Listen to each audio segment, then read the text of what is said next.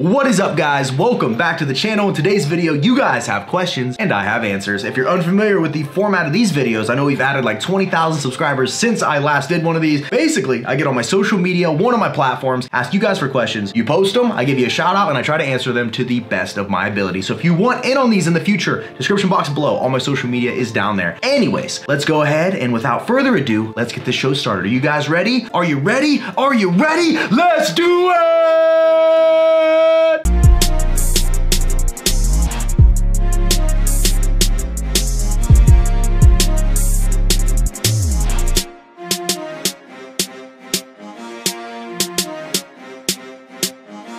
I am amped up. Let's go ahead and get this started. First question comes from John Winsel with a backup from Rob Bucksbaum. What are your thoughts on the new coconut oil studies? I Googled it, read them for like 15 or 20 minutes, and it's the same thing that everybody's been saying for the last little while. The coconut oil really isn't as healthy for you as people think. In all honesty, guys, I've been taking coconut oil for like the past year and a half, almost every single day, and I don't know, everybody's got an opinion, right? Everything is bad for you if you look hard enough. So in my opinion, it hasn't affected me personally. Yeah, I'm gonna keep eating coconut oil until there's actually like irrefutable evidence that it's really hurting people, because a lot of people I know take it, a lot of people in the fitness industry take it, and they all seem to be fine. So thanks for your question, fellas, appreciate you. All right, we got Justin Dorn. He asks me, what's your favorite protein flavor that you've ever tried? Mine is blueberry cheesecake by Optimum Nutrition. You gotta give it a try if you haven't. I have not had that, but you piqued my interest. Blueberry cheesecake.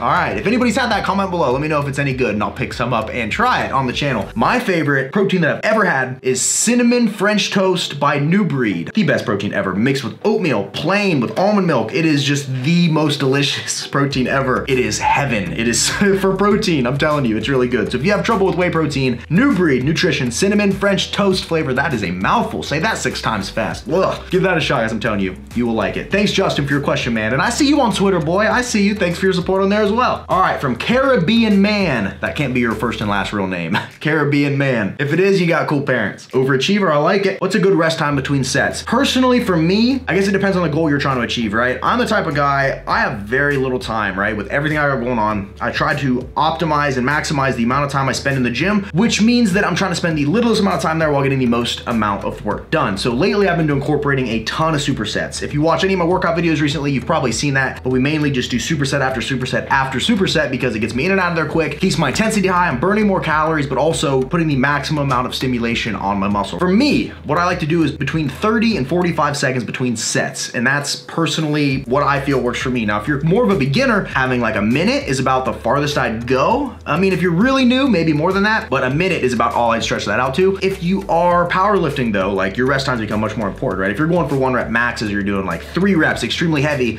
2 minutes, 3 minutes. I've seen some guys take 5 minutes between sets of squats and deadlifts, but personally, I'm not really training to get stronger. I mean, strength does come with hypertrophy training, but that's not really what I'm training for. I'm just training to look good, guys. 30 seconds for me is perfect, and that's usually 30 seconds between supersets. That's what I recommend, but hey, everybody's got their own flavor and what works best for them. As long as you're enjoying yourself, having fun, that is what matters most. Thanks for your question, big dog, and your support. From, I cannot pronounce this name. It looks like hieroglyphics. I'm not sure what language that is. No offense, by the way. I'm just calling it like I see it. Hi, man. I love your videos. Thank you. Estimation for your body fat percentage. How long do you plan to keep cutting? Well, let's put a little something into perspective. The last couple weeks, my diet has not been very good. Honestly, right now, after yesterday's Father's Day excursions, I had the craziest cheat day I've had in a while. If I had to estimate my current body fat percentage, man, I know I've gained some weight since my last physique update. So I'm probably sitting at about 13 or 14% body fat right now. I have visible abs, but they're not as defined as they were. So how long do I plan to keep cutting? That's a good question. Life's been crazy lately, and I know I'm kind of just making excuses right now, but it really has been. I have so much going on. I have all this new stuff I'm doing, and my diet's kind of went to the wayside a little bit. I'm still eating clean, but like I'm letting myself have those cheat meals and I'm making excuses in my head, right? That's more of a me problem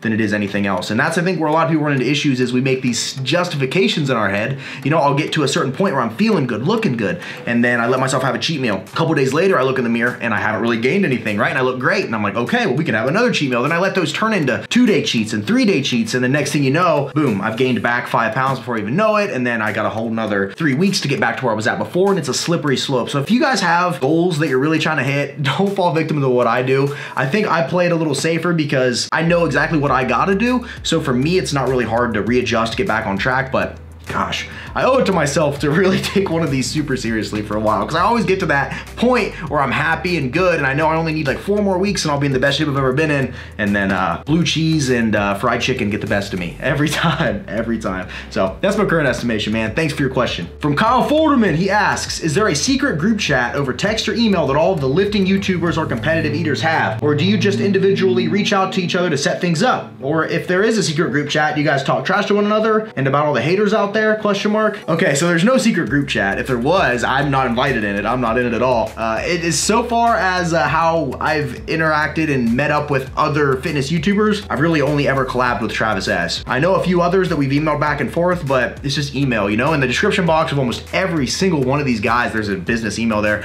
You can reach out to them, they can reach out to you, or you'll notice people will start commenting on your stuff or liking your stuff on Instagram, kind of like how real life dating works, you know? Someone starts liking your post, you're like, I see you over there, I see you, girl. Or boy or man in this regard. And then, you know, you might slide into the DMs, you know what I mean? It's just like anything else. There's no secret group. If there is, I want an invite. If there is, I want an invite.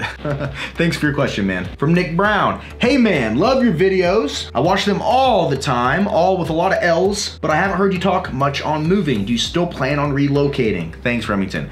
I do plan on relocating as soon as it's viable for me, right? Original plan, we moved back from Miami, me and Ankrum were like, we want to get down there, we want to move ASAP. We were talking about opening a Subzilla down there, but things changed, you know? Different business opportunities came up. We're launching these pre-workouts. We have protein powders, protein bars, other stuff coming out in the future. We have business partners that live in different parts of the country. So at this point, we're trying to figure out, okay, what's the most logical move, right? Honestly, game plan would be moved somewhere where property taxes are pretty low, where we can invest in a piece of property that can become a gym and a distribution center to ship all these products out of. Also have a centralized location to shoot footage in, to invite people for meet and greets, to get lifts in, stuff like that, like a team dry scoop gym, something along those lines. And there's a lot of stuff at play here. So as much as I'd like to move, right? A move for me is tough. Look at all this equipment I have here and my business. Everything I do would have to be put on hold for a little bit in order for me to find the time to relocate and reset everything up. So moving just to move is not really an option, right? At this point, I'm thinking long-term. I'm thinking, what is the best course of action at this point, right? Moving down to the beach and spending twice as much on my house payment isn't viable if there's not really a good business opportunity, or it's not making me money, if that makes sense. You know, is it a good financial decision to make? In my opinion, I would love to own a gym. I'd love to have a centralized distribution center to ship all these products out of, kind of like a home base. So that's the mindset. So we still have some months, you know, we gotta get these products launched, we gotta get phase 1, we gotta get all this stuff out here. And then once we get business to a point where we feel like it's worth the investment to open a distribution center / gym, then that's what we're gonna do. So I do plan on moving, but gotta roll with the tide, man. You know, I gotta see what makes sense, right? Thanks for your question. From James Walwork, he asks, push hard at a goal like YouTube or school first?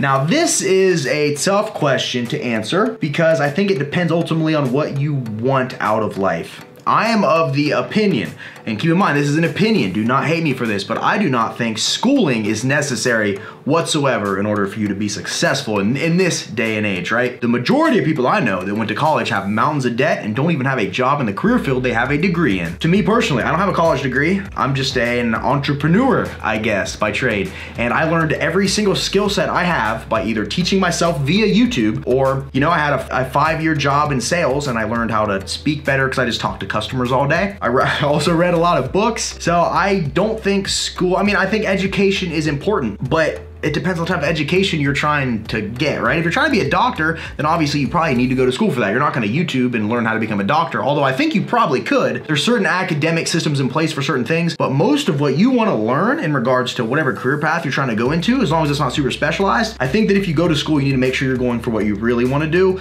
I made the mistake of going for something I didn't wanna do, and I let my parents kind of pressure me into it, and you know, it just wasn't ultimately what I wanted to do. I recommend figuring out what it is you want and understanding that going after that, you need to put 100% of yourself into it, 100% of your passion, 100% of your dedication in order to be successful. If YouTube is something you really want to do, then boy, you better be ready to grind, because as much as this might seem like the easiest job in the world, there is a lot of behind the scenes stuff that you gotta learn, stuff you gotta do, stuff you gotta learn how to manage, and little pitfalls you run into from time to time. I think you gotta reflect on it a lot first. But like I said, I don't think schooling is necessary in this day and age in order to be successful. My mom is a multimillionaire. She does not have a college degree. My dad does extremely well. He does not have a college degree. There's many examples examples of some of the most successful people in the world that don't have formal education. That's just my 2 cents. Don't hate me for that, guys. Don't hate me for that. Thanks for your question. From Justin Wolkins, he asks, what has been your favorite moment of your YouTube career so far? Thanks for all of your high quality content. I've watched many YouTubers over the years, but I've been a huge fan of your channel since I started following you at around 25,000 subscribers. Keep up the good work. Thank you, man. Thank you so much. Man, favorite moment of my YouTube career so far? That is honestly really hard to answer, simply because I feel like every day I become more satisfied, more happy with what I do. What I've learned and what I've come to find about what I do is that the better I feel like I get at editing, the better I feel like I get at shooting these videos, the more that next video just becomes the highlight of my career. Like if you ask me right now, the